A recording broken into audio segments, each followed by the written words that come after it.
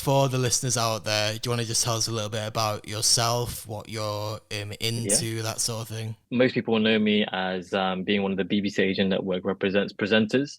I had my stint last summer, which I really loved. I enjoyed, as I have a huge passion for music as a whole, but most importantly, Asian music worldwide, not just the British Asian artists. Um, if you know me, then you'll know that I've done various different things and been part of various different projects. Um, One I could talk about was during lockdown, I came up with a concept called Catch Up in Clouds, where I was smoking shisha because shisha is a thing that I love to do, and being Asian is kind of like a, it's not even a red flag, it's a green flag actually. But it's more like during lockdown, I was smoking shisha and interviewing very familiar faces. Started off with people like Mumzy Stranger, H. Dami, and then I ended up being able to interview and have a casual chat with people like Rishi Rich, First Man, Harpscore. I had Nilika from the Bollywood Co. My latest guest was Raghav. So really that got me into more kind of the presenting and hosting side, which I really thought, I found my feet. Let me see what I can do with this. And that's where the opportunity arose with BBC Asian Network. I sent across my demo. Thankfully, I was picked as one of the 12 that made the final cut. And here I am today. And from that, I've been able to liaise and work closely with musical artists. Um, Recently, been working very closely with Mumzy Stranger in his camp, so DJ LYAN. And yeah, here we are today. And we've come out with this global hit that I don't think anybody really expected or anybody thought could possibly happen. And we've done the Urban Desi remix to Rotimi's Make You Say. And I know I was dropping you a few teasers saying I really wish I could tell you, but I can't tell you. Um, but it certainly surprised a lot of people. And yeah, I'm just all about I've always said that musical truly is a universal language. So it doesn't matter which background you're from, which culture you've been being brought up in, your roots, the color of your skin, what language you hear on the track. Because for me, I listen to Arabic music, I listen to Albanian music. I might not know exactly what's being said, but I can just feel the music. Um, and we thought the best way possible is to fuse kind of urban desi with Afrobeat, Amapiano. And I just thought, no one's ever done this yet. Let's just give it a go. And yeah, here we are today with this song doing really well. And it's a quite a proud moment to say that we've made that collab happen and to be part of the project. I can't thank the guys enough. So that was a very long intro. I just realized there, but hey, Yeah, I know, but you literally ticked off so many things. I didn't even need to say like, oh, so the main reason you're here is because of this. So for the people at home, that is the main reason why Rumel is here is because of this new track that's dropped, the um Urban Desi remix of Make You Say by Rotimi, and again, like you were saying, like obviously you were kind of saying, oh yeah, it's coming up. When you said the whole like it's sort of like east meets west vibes, I was sort of maybe expecting it to be like, oh, so maybe you've got someone from Bangladesh or something with like a Asian artist here. I yeah, wasn't yeah, expecting it to be like the amalgamation of genres that it actually is.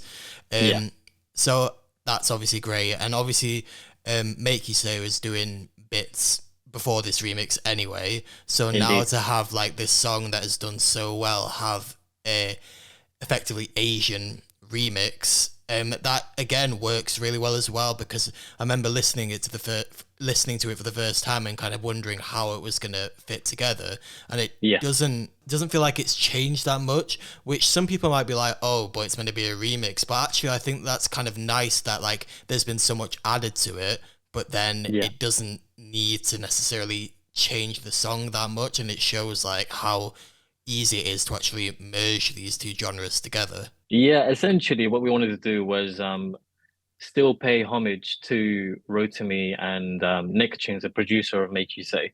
Because I was kind of, when I first met him, I was almost saying to him, you know what, we have to do a bit of an Asian track one day because I met him in London and then he mentioned how there was a Bollywood remix of In My Bed that went viral on TikTok during lockdown. And it was doing amazing numbers. But he was afraid of taking that leap into kind of Asian music because, and rightly so, because he's in the R&B Afrobeat market. So for someone of that background to come into the Asian market where it's very competitive, where you've got Tamil music, you've got Punjabi music, you've got Bollywood, you've got Bangla music. It's very, I mean, it's almost like you're being set up for failure. It's like anyone, but I mean, what I would say, I was actually discussing this with Mumzy the other day. As Asian artists, we are so versatile and so useful in this industry because we can do the whole Asian Desi scene. As well as that, we can still do the urban R&B, hip hop, um, the grime, the trap, whatever it could be, because we have that flexibility. And we've seen it happen on countless occasions. We've seen people like Arjun do it. We've seen people like Mickey Singh do it. We've seen Mumsy, we've seen Nish do it. We've seen Zach Knight do it. So many names, First Man do it. So we have so much versatility. Us as Asians shouldn't feel like we're limited. Not we're just going to stick to brown music because that's what we're good at. But now you're seeing so many collaborations happening with the Asian artists. You're seeing one of the Jonas Brothers working with King, who is a dope artist, insane. And I think people are learning more about him now because of this collab, but he's incredible. You've got Karan Ojla, who is absolutely killing it on every single level, on every single chart. He is there worldwide. You have Raf Sapera, the story I love the most is that from where he is, where he's come from to what he's doing, for his song to be doing so incredibly well, for his albums to be doing so incredibly well. And then you've got it's kind of opened the door, and then you've got AP Dillon performing at the award ceremony for the first time, being introduced by Avril Lavigne. You'd never think that brown music or Desi music would really have the foundations that it is right now. But then you think to yourself, do you know what? This is 2023. This is March. What a way to start the year for Desi music. Um, and then we thought of this collab towards the end of last year, and I was like, this is the right time. It just feels right. It just felt very organic. It just felt very natural. And we thought, you know what? We're gonna try and almost create a genre of music where it's called Afro Desi. And with that, it's so good to see because the timing right now, brown music is winning, and it's very clear when all these Western and urban mainstream artists want to do or jump onto an Asian collab. It's because they know it will trend, it will go viral, it will go worldwide, and the fan base in the whole Asian region and the Asian continent is ridiculous. Um, Obviously, when you compare all the continents, America is massive, but everyone always tends to say India is where it's at, or Asia is where it's at, Pakistan is where it's at, Bangladesh, Sri Lanka. So right now, man, like literally, like Asian music is going crazy, and the amount of collabs that I'm hearing people work on, the amount of collabs that I've been told about that's happening, um, and the foundations have been set by so many people over the years, and it's to come to this, where, I mean, who would ever have thought one of the Jonas Brothers from the Disney Channel is going to be doing a track with one of the India's biggest rappers? Like nobody would have ever thought that would happen. Or certainly not before Priyanka Chopra came into the picture, but Yeah, yeah. yeah, exactly, exactly. And we just thought maybe, you know what, maybe what will it mean Priyanka Chopra and her husband are going to be in a Bollywood movie together because he's got acting experience. That's fine. But it's not something that was forced. And when you hear the song, when you hear the music, you can genuinely feel that they are both completely invested into it. And it's not just a track just to make money, just to be trending. And that's exactly similar it reflects to the project with Rotimi, Mumzy, and DJ LYAN. Like, I knew that this collaboration would definitely be something different. And I just knew that the opportunity that I had to go meet Rotimi, I had to take um, DJ Lion and Mumzy with me. They had a bit of a conversation, and then it's now led to the remix being released, and we've got a few more projects lined up in the future. So yeah. Yeah, no, that's actually sick. Like being honest, like Rotimi to me, like it's always kind of been Dre from Power. Like that's like how I would I like. completely agree. Yeah, I completely agree. but it's, I mean, obviously you've said about how, yeah, so I was talking to Rotimi and I was saying that this should happen, and then you were talking to Mumsy and DJ Lion. Like, I'm curious, how do you find yourself in these circles? Because obviously it's one thing being like having these conversations, but then how do you actually found, because again, like we were just talking about like your work outside of music and social media as well.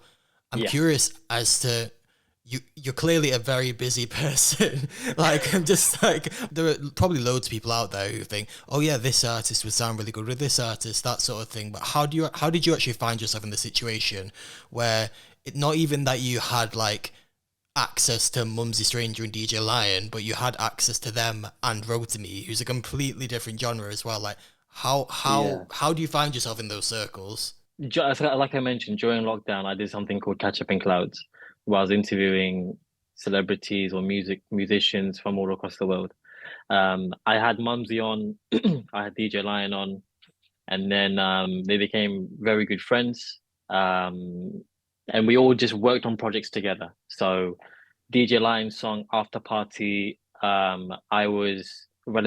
had the responsibility of the casting. And then I was also in the video as well, giving it a bit of the blah everything. Wasn't very coordinated, but I was trying. I blame on the lighting. And then slowly, I was getting more and more involved. When Mumsy was having a few new songs or was shooting a few new videos, he'd give me a shout. Do you want to help out this? So, yeah, of course, I'm a fan of the guy's music anyway. Um, and it also helps the fact that Mumsy is my cousin. Um, but the funny thing is, when we're together and we're doing something in terms of a project, nobody would ever think that we are relatives. Like it's strictly professional, get things done, deadline here, there, getting it over and done with.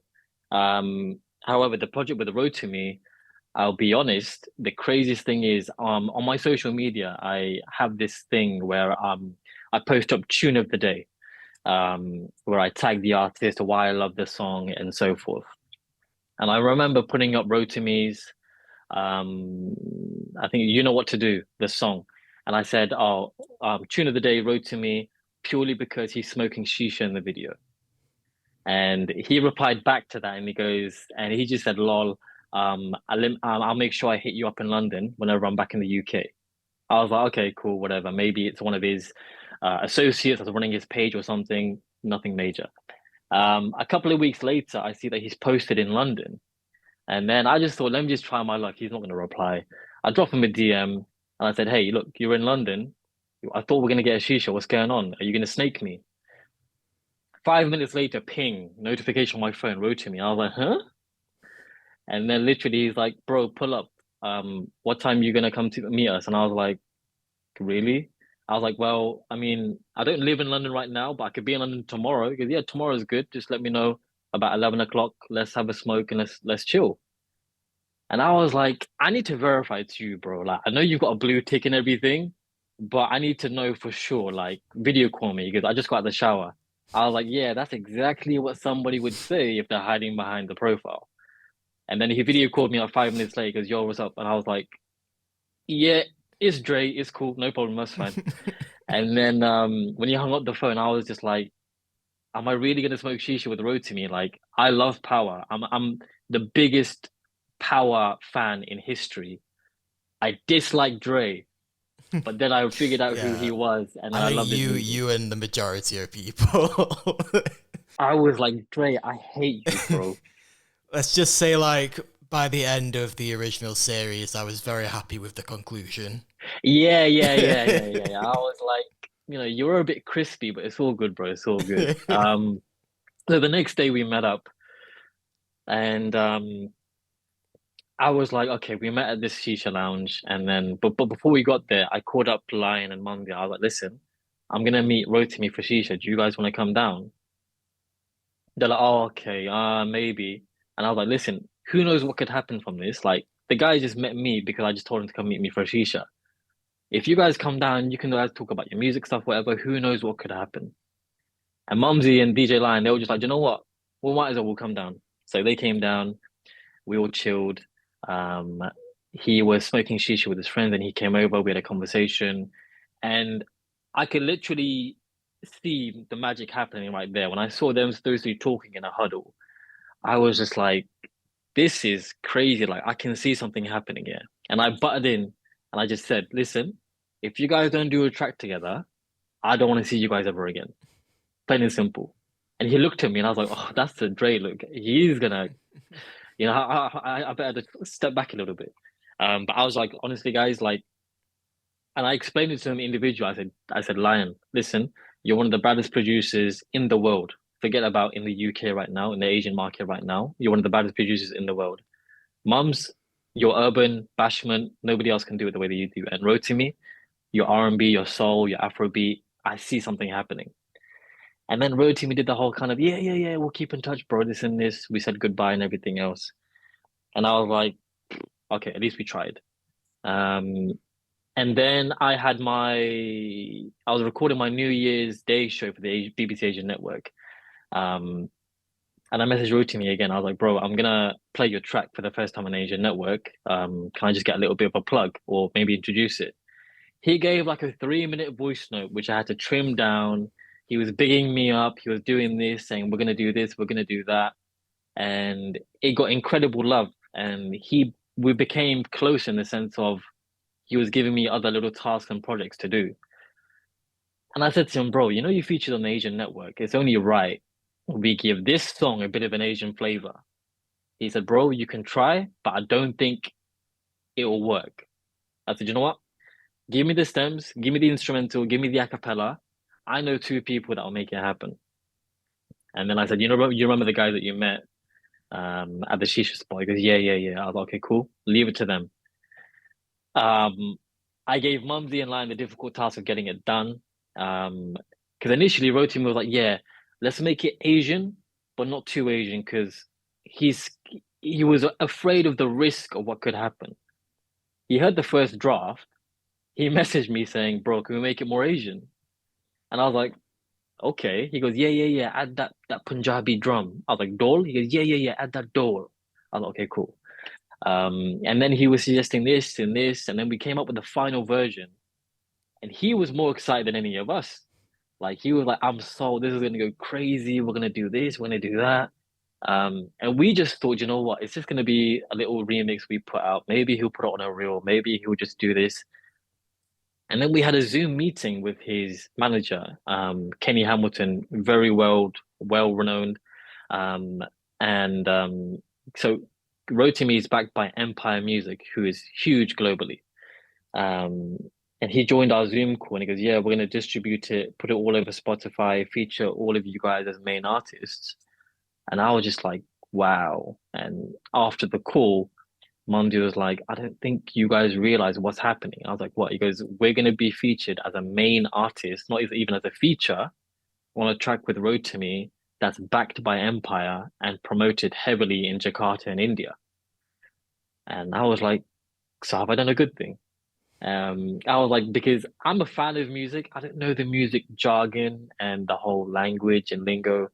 He goes, bro, like, this could be massive for us. And then I was just like, okay. So now it's got to the point now, right? I don't want to hear the song anymore because I've heard like 15 versions of it and I've had it on repeat. When people play it, I'm just like, can you just mute it and then just have it playing in the background? Um, but I look back at it and it's like 3, 4 months solid amount of work. But I've got three of my favorite artists working on one track from different backgrounds, bringing music together because I think in this day and age, with everything that's going on, with all the politics, with all the problems, all the issues, all the negativity, things like music brings people together. And this is about building that bridge between the Afrobeat, Amapiano, African community with the Desi community because music like this doesn't come around often. I mean, the last time for me, Badsha has a bit of a vibe sometimes, or then I think about Zach Knight with Fuse ODG with Badsha again. But then it's like we need to do more of this. Like I love how we can collab with mainstream artists, but let's try and get into different cultures. Let's try and do something more with the African community. Let's do something more with the Brazilian, South American community. Because that music always pops off, but it's about bringing people together. Um, and yeah, man, I'm just so proud of the project and how far it's come, and almost feel like a proud father because seeing it from where it could have been, where it began, to where it is now, and I'm just thankful that the fact that people like Rotimi and his management gave us the opportunity and trusted us to say, do you know what, I'm gonna leave my song to you guys to do the first and the only official remix. Like, there's no other remix with anybody else. This is the official. And seeing it now on Spotify, seeing it being played in people's cars, in their reels and their videos, like it's a nice feeling to have. And like I said, it's for me, it's one of the biggest projects I've worked on. And it just made me more hungry to do more. So hopefully you'll see a lot more coming. Yeah, no, just to go back to what you were saying about being proud of it, you 100% should be. And I think this is like such a, it should be serve as such an inspiration to anyone out there who just thinks like, who has like these sort of like, what essentially is a passion project. But Yeah, I think with passion projects, we often like kind of view them as like being like purely for the sake of passion. Obviously, it's in the name, but like this is just an example of that has been turned into something so massive and purely from just a few DMs leading to this. Do you know what I mean? Like literally. the Yeah, fact that that has started the domino effect leading to where you're at now, and it's all due to you just being persistent, consistent, but like not annoying. Do you know what I mean? Like there, it just shows like yeah. there's a way to do it, and I just think to anyone out there who like wants to get something done, clearly, like there's no reason why it can't. Literally, like I would encourage anyone, no matter what industry you're in or what you're looking to do or what you want to do, never ever be afraid because the moment you have any sense of fear within your system, it stems from the brain and then it controls your body. It doesn't allow you to do anything else. The worst thing that can happen is a no. The worst thing that can happen is someone not replying to your message, but you don't want to live in that regret of if I then see someone else do it when I had that idea, you don't want to live in regret thinking that could have been me. I could have done that if I just had a bit more self-belief. So when I was DMing Rotimi, I thought, you know what? I don't even think the guy's going to reply. Like, I highly doubt it. But he did. And if I didn't do that, it could have been anybody else saying to him, yo, let's meet up in London, let's have a shisha, then let's talk music. And I could have been that guy that said, oh, I had the idea of doing an Asian remix, but I didn't do it. But the only person I can really blame is myself. So self-belief is a huge thing. There's a very fine line between confidence slash arrogance, and believing in yourself. And everybody has their own kind of limit of pushing that boundary. But for me, if you don't ask, you don't get. And because of that, with the foundation that was set, with the platform that was set with Catch Up in Clouds, I never thought I'd be able to call Rishi Rich a friend as of today. Now we will casually joke around or message something. I went to his album launch, or sorry, his the album launch of Jaktar, which Rishi produced the entire EP of. Um, but all these people, all these things that you can do, there's nothing stopping you. Literally, like you said, it just started from a DM, and now we all talk regularly in a WhatsApp group together. What we're doing, how's this popping off? What should we do next? What should we do in the future? Um, and yeah, being consistently persistent without really ticking someone off, as you said, is the way forward. And you just need to keep trying. Like I said, the moment you let fear enter your system, you lose all kind of control of what you're able to do because us as individuals, we are able to do so much, but we are so afraid of, especially being in the Asian community, we're so afraid of what could happen next, what could people say, um, why am I doing as good as this person? Why is this person doing better than me? Why am I not getting more likes? Why am I not getting more comments? That means nothing as long as you do what you do with a clean heart. Um, the funny thing is, I've always said this about social media as a whole. Nowadays, people tend to go places they don't like, eating things that they don't like eating, and doing things they don't like doing to impress people that don't like them. And the sad truth is, we're putting up all these things on our stories, on our posts, and everything. If it makes you happy, do it. Don't do it for the satisfaction of others because a like won't do much because, and you know, a comment won't do much, and you might have 10,000 followers. 8,000 of those followers could be people that don't like you or just want to see what you do. As long as you know what you're doing, you have a clean heart, you have good intentions, that's all that matters. And that's all I'd ever say to anybody, man. Look, I'm I'm a nobody. I'm a very chilled guy that just likes to smoke shisha, share his musical experiences and have fun. Um, I would never call myself an influencer or any of this or any of that, but I would be that guy that says, if you have something in mind, even if it has a 0.01% chance of it happening, do it. Jump in head first, no regrets. Worst thing that can happen, it doesn't work, but you don't want to live in regret. Just never, ever have fear because once fear takes over, you cannot do anything else. And fear and regret go hand in hand for me because if you're afraid of something, like you should proudly do something as the children of today say, do it with chest, do it with your chest, do it big man, whatever. But it's more kind of do it and rave about it, shout about it. Don't be shy about it. Don't have if you don't have confidence in yourself, why would people invest time into you? Why would people even invest anything into your project? I had to go up to the guy, Rotimi, who 3 million followers, amazing actor, amazing singer. I want you to do an Asian track. I wasn't like, do you think you want to do an Asian track with my friends? No, no, no. I want you to jump on an Asian track. It's gonna pop off. Trust me, believe me.